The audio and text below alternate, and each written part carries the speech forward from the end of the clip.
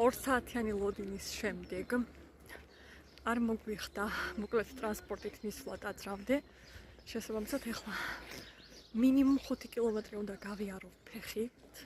მე და ჩემმა მეუღლემ, მაგრამ პოზიტივს არ ვკარგავთ და მივდივართ იმედიანი თვალით. იმედიანად. ცოტა დაღლილები, მაგრამ არა უშავს. დაღლას გავუძლებთ. თავარია რწმენა და იმედით გაჯერება. წაჩხურობა 2026. გილოცავ ყველას და გისურვებთ, რომ ამ დღის ნატრა ყველას აღსრულებოდეს, ვინც გულით ველოდებით. თქვენ ხედავთ ახლა უამრავ ადამიანს.